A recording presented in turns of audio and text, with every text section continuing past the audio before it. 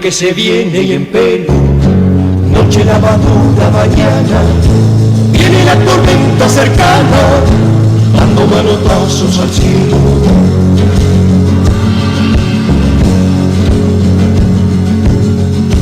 Voces de la tierra llamando, brotan de la noche y levantan gritos en dormidas gargantas, rumbo a donde van retumbando.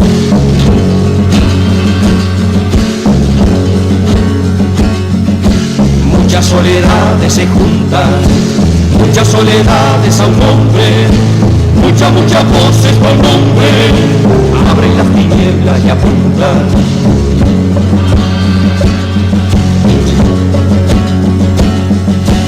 Voces de la tierra llaman en toda la tierra, llaman de la noche y levantan de la noche y levantan. Bueno, seguimos en la Contrapunto y ya estamos prontos para compartir este encuentro entre la tierra y el cielo con Goyo Monterroso, la introducción con los olimareños. ¿Cómo estás, Goyo? ¿Todo bien? Bien, buen día, Andrés. Buen día, Eli. ¿Estás por ahí? Hola, ¿qué tal? ¿Cómo le va? Siempre chispeante. ¿Esta cosa? Bueno, buen día al sol de Aiguá. Felicitaciones adelantadas por el cumpleaños de mañana. Muchas gracias. De esa hermosa ciudad, ese hermoso lugar en el mundo. Y bueno, buen día a toda la familia grande y a la familia chica de Aiguá. Y siempre contento de volver a estar aquí compartiendo. Más contento al enterarme que el miércoles estrenan un programa con voz de mujer. Estaré allí escuchándolas. Y el mundo sigue avanzando, suponemos que para adelante, y nosotros nos vamos para atrás a los años 60, la época en que entre tantos surgieron también los olimareños, a cantarle a un tiempo que despertaba y que los iba a despertar y nos iba a despertar a los que estábamos transitando el planeta, porque en los años 60, si miramos al cielo como hacemos los astrólogos, nos encontramos que se produce una tremenda conjunción de energías que sucede hacia mitad de la década, pero tiñe toda la década y deja su impronta definitiva en el siglo XX y lo que vendría después. Se encuentran en el cielo, para los que saben astrología, Urano con Plutón, como lo hacen cada 150 años más o menos, en la energía de Acuario, la del inmensamente abierto, la del cambio, la del descubrir maneras nuevas de hacer las cosas, desapegadas y desprendidas de la costumbre o del modo en que las cosas estén organizadas. Se encuentra con la energía de Escorpio, la energía de las transformaciones profundas, de lo altamente pasional, destinado a destruir lo viejo para dar espacio a lo nuevo. En síntesis, Andrés y Eli se encuentran las dos energías más revoltosas del zodíaco y hacen su trabajo. Algunos detalles astrológicos es que además se encuentran en Virgo, que es la energía de la subordinación obediente al orden establecido en todos los niveles. Eli. Así que se dedican a subvertir cualquier cosa que estuviera organizada. Y también a mediados de la década, ambos juntas, esos dos planetas, esas dos energías, hacen oposición a Saturno, el planeta de Capricornio, el que dice hasta aquí se puede y más allá de aquí no se puede. Así que cómo no decir que en los años 60, después uno se pone a repasar las páginas de la historia y los que la hemos vivido a hacer un poquito de memoria, cómo no decir que fue una tremenda revolución en la vida del planeta, una energía tremendamente revolucionaria, no cabe otra palabra. Hemos dicho alguna vez, y lo diremos varias veces, en el siglo XX se producen tres grandes revoluciones.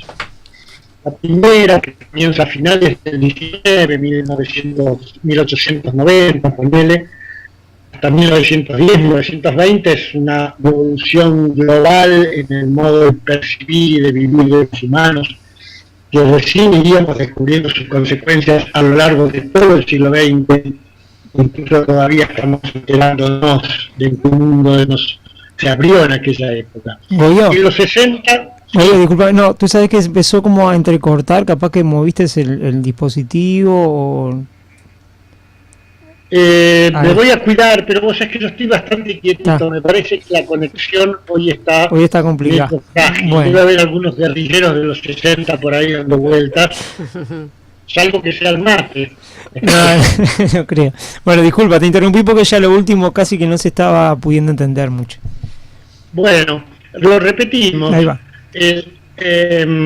Yo veo 3 grandes revoluciones energéticas en el siglo XX. La primera comienza a finales del siglo XIX, ponele 1890, se extiende hasta 1910, 1920. Es una revolución masiva en el modo de vivir y de percibir la realidad de los humanos, pero que cuando sucede mueve muchas cosas, pero nos llevaría un siglo o más. Todavía estamos tratando de descubrir cuánto cambió la vida.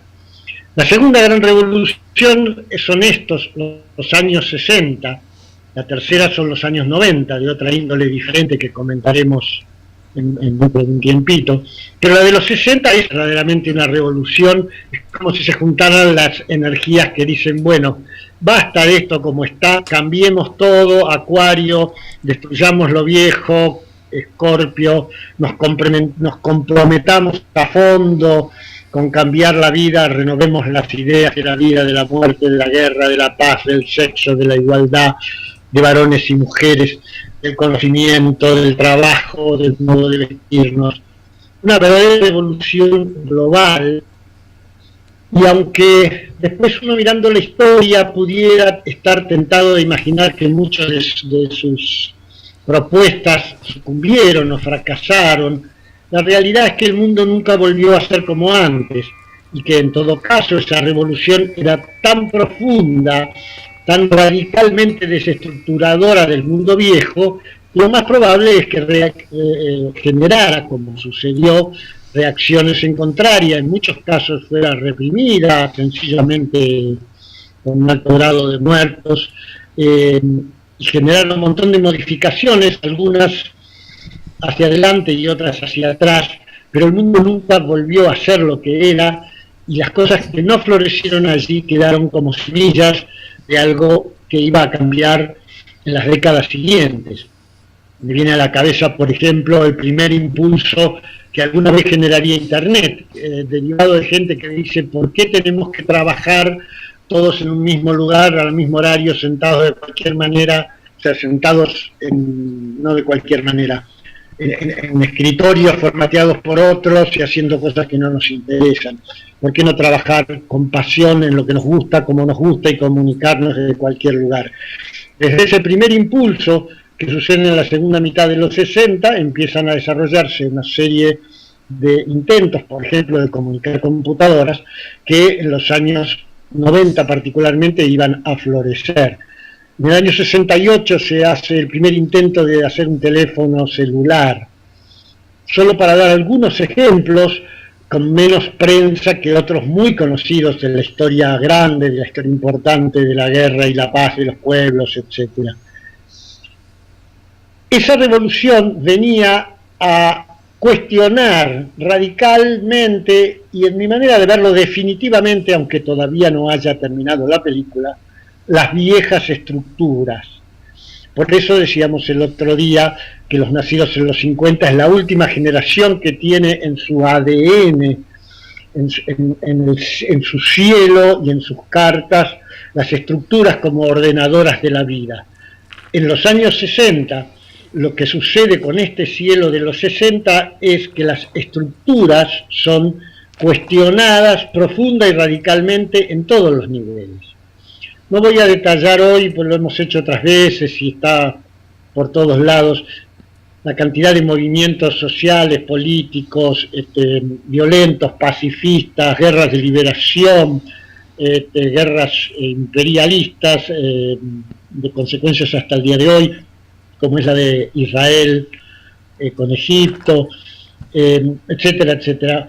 Pero sí me voy a detener, por ejemplo, en un pequeño hecho que nos trata de, que a mí me parece que es muy bueno para reflejar estos cambios, que es los primeros viajes de Carlos Castaneda al desierto.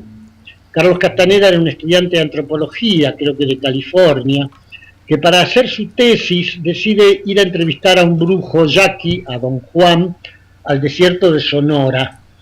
Y va allí a hacer, imagínate un antropólogo con todas sus estructuras, las suyas y las de la academia, yendo a entrevistar a un brujo yaqui para ver si él puede comprender otra cosmovisión, que es la que supuestamente tiene este hombre, etcétera, etcétera. Castaneda publica, al regreso de su primer viaje, un libro que se llama Las enseñanzas de Don Juan, que iba a ser el primero de una serie de libros.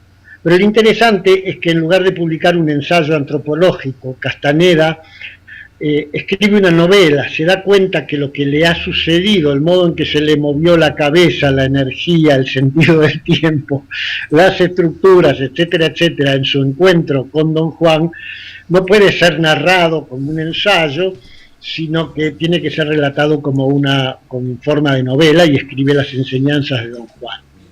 Pero aferrado todavía a sus estructuras académicas, en el apéndice agrega unas, no me acuerdo, 30, 40 páginas en letra chiquita, donde explica desde el punto de vista del encuadre antropológico de qué se trató la experiencia. Es un aburridísimo relato de lo que antes ha contado de una manera muy divertida. Seguía Castaneda ahí aferrado a lo que él había ido a hacer, y ya desde su segundo libro en adelante estos apéndices no aparecen más. ¿Se acuerdan que el otro día decíamos que lo que caracterizaba los años 50 era la realización, entre otras cosas, el apego a las estructuras como realización de modelos previamente establecidos? Primero se dice cuál es el marco de referencia, cómo son las cosas, qué se va a hacer, después va y se hace. Y eso creyó hacer, o intentó hacer Castaneda, que debe haber sido un tipo nacido en los 40 o en los 50 más o menos, probablemente en los 40, con esta impronta que yo relaté para los 50. Y él va con su modelo, habrá ido con sus apuntes, con su cuadernito, con sus preguntas, y claro, se encuentra con una realidad que lo da vuelta, lo pone patas para arriba, no solo a él, sino a toda esta parte occidental del planeta, que a partir de esa experiencia, como de otras que también suceden por esa época, iba a redescubrir el poder transformador y desestructurador, en ese caso del peyote, en otros casos el redescubrimiento de plantas sagradas, alucinógenas, que los pueblos usaron desde siempre. Y entonces sus estructuras iban a quedar ahí en el apéndice y después iban a desaparecer de sus libros. Los años 60 le estaban diciendo a Carlos Castaneda y a todos los que andábamos por ahí que la vida no es la realización de modelos previamente establecidos, o no es solamente y principalmente eso, que la vida es un hecho creativo, intenso, impredecible, que nunca se sabe para dónde van a salir las cosas, y que por lo tanto es mejor seguir a la energía que a las formas. El otro día dimos un ejemplo de la prioridad de las formas, que el orden jerárquico no promete demasiado, y los formatos, propuestas, objetivos, etcétera, de la sociedad tampoco, que más vale seguir la vibración, seguir la exploración, seguir el descubrimiento de lo que va sucediendo, inclusive sumergiéndose en profundidad hasta donde haga falta, aún a riesgo de la vida. Más promete eso como desarrollo de la vida que la repetición de modelos establecidos. Y cuando digo sumergirse profundamente, me vienen a la cabeza las experiencias que primero mejor dicho, que tanto con drogas alucinógenas químicas como plantas empiezan a realizar no solo toda una generación de buscadores, de artistas, etcétera, sino incluso la medicina, con el uso con Stanislas Grof y la respiración holotrópica. Grof empieza trabajando con drogas alucinógenas en pacientes para transformar dramas, conflictos, sufrimientos de la psiquis y el alma, que eran imposibles de trabajar con las viejas estructuras. Cuando le prohíben el uso de las drogas, entonces reemplaza eso por la respiración, un cierto modo de respiración que produce el mismo efecto de llevarnos a estados no ordinarios de conciencia, o sea, a sacarnos de las estructuras. Lo mismo que marihuana mediante y muchísimas otras experiencias con o sin alucinógenos estaba experimentando toda una generación, mientras los Beatles, íconos de esa época, viajaban a Oriente a ver de qué se trataba esa otra filosofía, esa otra mirada desestructurante para Occidente, cuyos vientos comenzaban a llegar. Goyo, este análisis que estás haciendo tiene como esta cosa de marcha atrás, marcha adelante, ¿no? Porque cuando hablamos de todo, o sea, yo por lo menos estoy interpretando cuando estás hablando de todo eso, en realidad, Eli me preguntaba hoy, tus papás, no, mis papás nacieron en los 40, fueron jóvenes en los 60, probablemente hayan vivido todo eso, o no sé, dependiera de dónde salía su Capricornio, ¿no? Supongo yo, qué tan lejos, tan cerca podría estar de esa realidad. Pero ahí estamos hablando de cosas que ya afectan a las generaciones anteriores.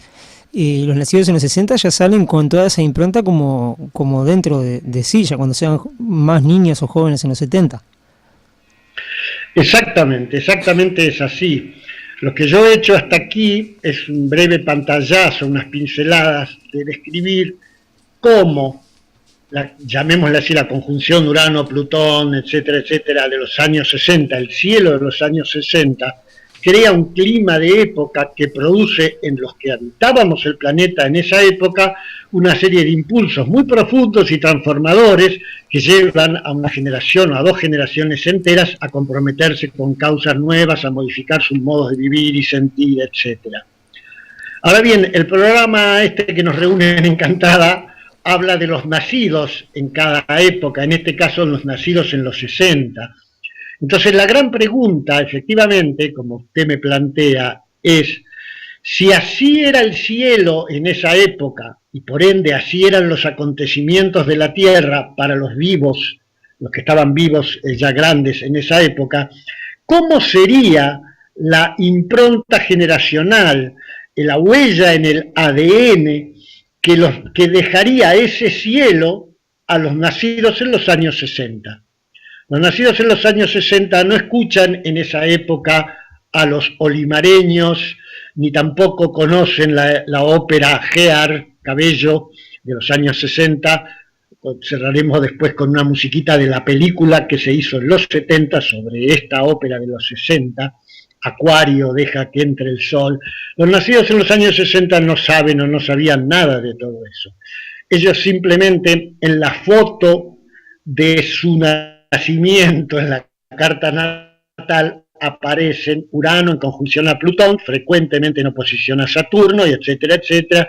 Aparece una huella generacional que parece transmitir el mensaje de que el cambio, lo abierto, la vibración, Acuario, la pasión, lo profundo, la transformación, el ir al fondo de las cosas, el que muera lo viejo para que nazca lo nuevo, son una fuerza vital mayor que cualquier estructura y que en todo caso pone en cuestión cualquier Saturno, cualquier Capricornio, cualquier estructura.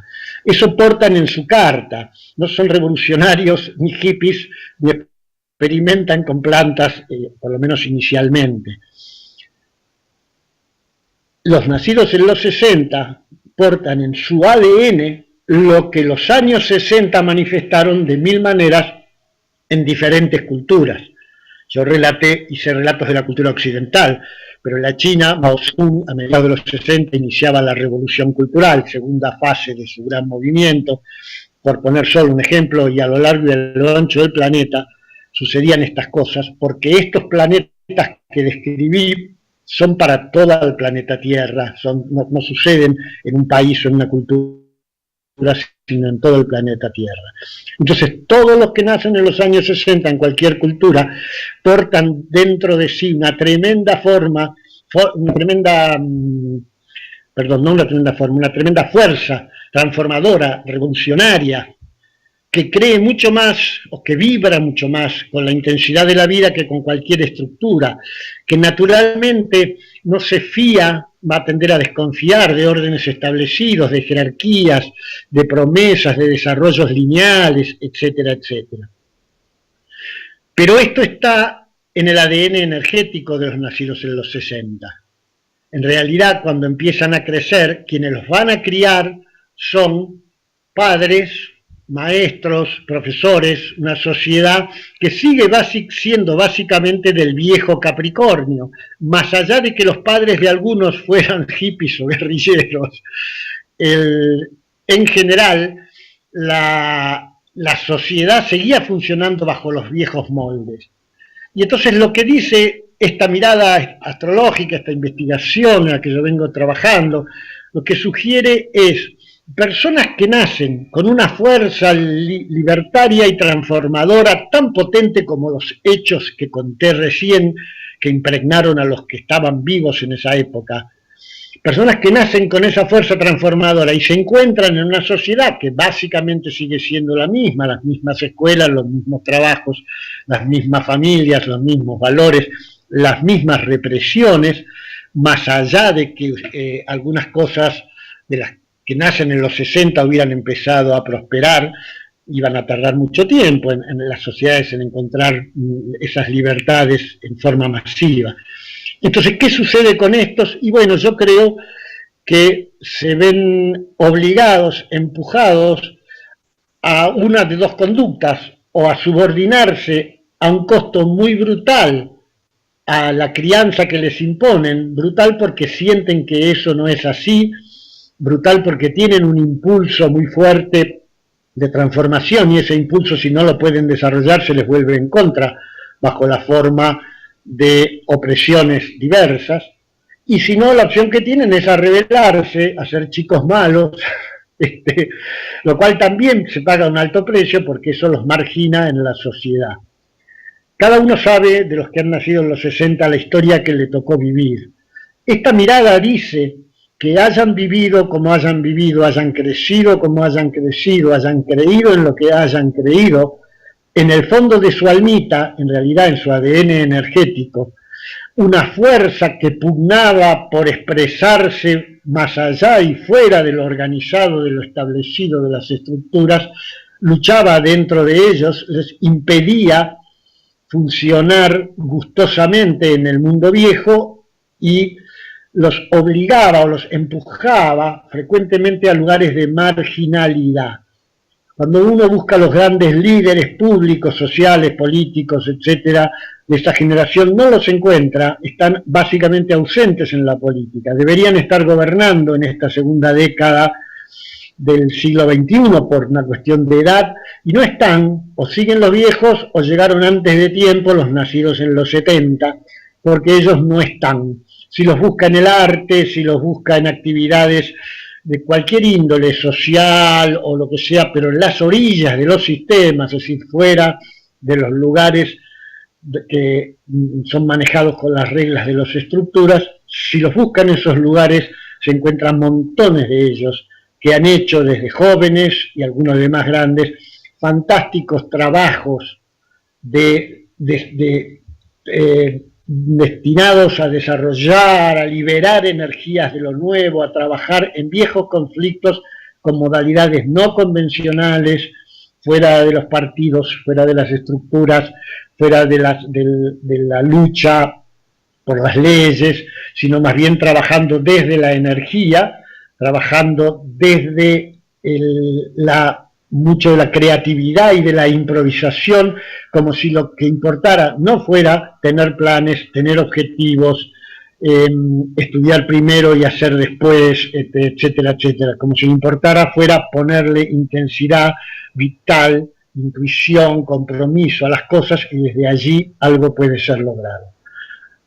Yo creo que ese impulso que acabo de describir late y vibra en todos los nacidos en los 60, es un cielo de época que sale en la foto de todos ellos, nítidamente, sobre todo a partir de los nacidos, ponele en el 62, 63, soy del 63, se llama un disco de Fito Páez.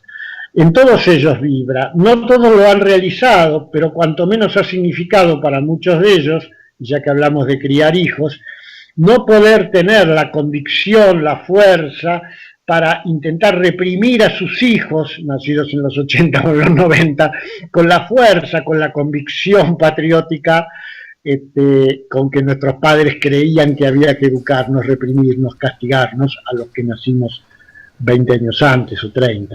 Y ahí sí. Sí, no, que entonces iremos viendo en próximos encuentros cómo lo mismo, ¿no?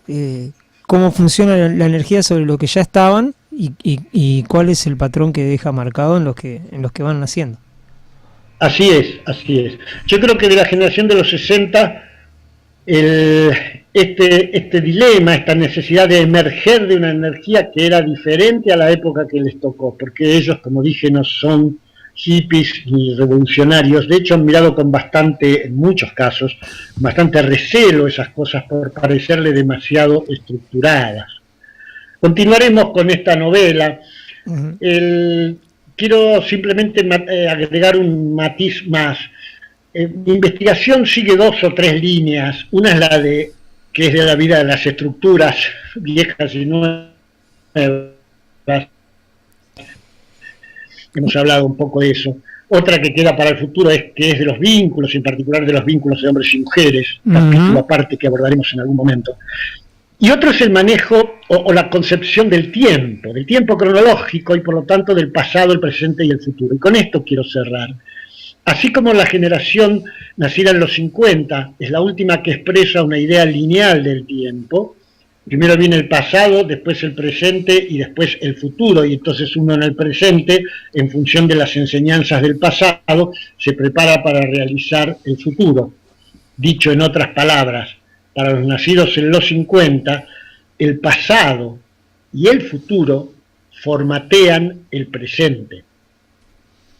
Los nacidos en los 60, movidos por Urano y Plutón, 2 energías que están fuera del tiempo cronológico, no sienten ninguna atracción por esta cuestión del respeto por el tiempo lineal. El tiempo es muy relativo. En 5 minutos puede suceder lo que no sucede en 20 años. ¿Para qué planificar hoy lo que voy a hacer mañana si no sé quién voy a ser mañana? La canción Presente de Vox Dei en la Argentina es un himno emblemático de eso. Yo diría, para contraponer una frase a la que dije recién de los 50, que para los nacidos en los 60, el presente, que tiene más carga energética que el pasado y el futuro, cuestiona el pasado y trata de encauzar, pero no formatear, el futuro. La entrada de este concepto nuevo, en mi manera de verlo, no volverá atrás, más allá de lo que suceda en las sociedades y las estructuras y los ires y venires, flujos y reflujos. Los nacidos en los 70 ya nacerán con otro sentido del presente, y ni hablar de los nacidos en los 80 y en los 90, que se sentirán naturales, o sea, serán naturales socios de esta primera revolución, de este primer parto de los años 60, aunque quizá ni se enteren, porque después cada generación habla lenguajes distintos, escucha músicas distintas, etcétera, etcétera. Pero hay una profunda complicidad, diría yo, de los nacidos desde los 80 y los 90 con muchos aspectos de lo que nació en los años 60, aunque los que nacieron en esa época, en muchos casos, más lo hayan padecido y sufrido, esa sensación de tener una tremenda fuerza transformadora y no encontrar cauces para sacarla, cauces que los años y décadas siguientes iban a ir abriendo gradualmente, muchas veces a los golpes nomás. Bien. ¿Cómo suena todo eso? A mí me cierra bastante, ¿qué querés que te diga? Me interesa muchísimo todo el análisis y cómo se va armando esta trenza de diferentes generaciones, ¿no? En lo que va haciendo al llegar hasta acá, hasta el día de hoy, ya como que se va dibujando claramente. No sé, quedamos ya por acá capaz y nos encontramos en el próximo, dentro de 15 días. Dentro de 15 días para hablar de las nacidas y los nacidos en los 70, misterioso reflujo, un rulo que pega a la historia, pero la historia no vuelve atrás. Lo que los 60 movieron, así como el mundo que fines del siglo XIX abrió, pugnarían a donde haga falta para expresarse, no había vuelta atrás. ¿Te acordás que el programa de los 50 lo empezamos con Mambrú se fue a la guerra? Sí. Que era una canción para niños y una visión de la guerra con la que nacimos nosotros, en los años 40 y 50. Bueno, hoy vamos a cerrar con una canción de la cual recomiendo a los amigos mirar el video de la película, que también parece hablar de la guerra. En el video se ve claro que empieza con muchos soldaditos, Sí. pero que es de la ópera rock Gear, ópera rock, años 60. ¿Cómo que las óperas son de rock? Mezclemos todo con todo, la imaginación al poder. Por nuestros lados vendría la ópera do Malandro de Chico Buarque en Brasil, Tommy y montones de otras creaciones diversas.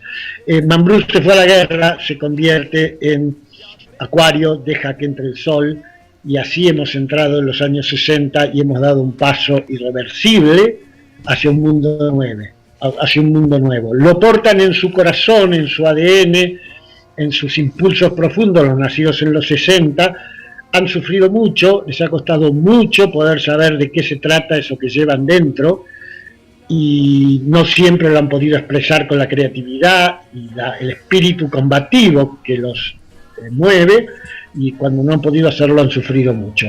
Ahora son grandes, tienen más de 50 años, han madurado muchísimo y supongo que pueden ofrecernos lo mejor de lo que tienen, con la maduración que da el sufrimiento y el aprendizaje que los que estábamos en los años 60 hicimos a la fuerza, que es las cosas no se cambian tan fácil, pero no hay que soltar el hueso. Nos encontramos dentro de 15 días, Goyo, entonces. Sí, señor, un abrazo muy grandote para ustedes dos, para Iguá, para la familia grande y chica, y allá vamos. Dale, quedamos con este tema, entonces escuchando, y bueno, en 15 días veremos entonces qué pasó en las energías del cielo en los años 70.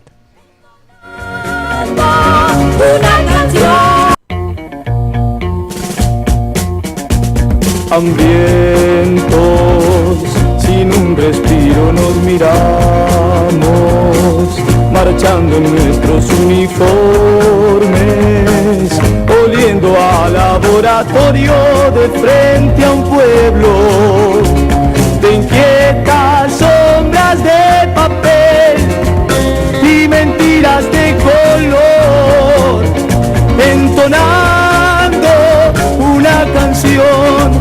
Buscamos un sitio donde haya grandeza, algo que guíe nuestra vida.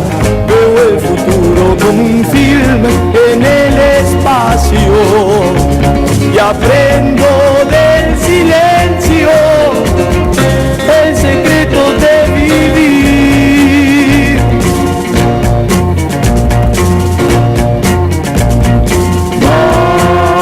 Creo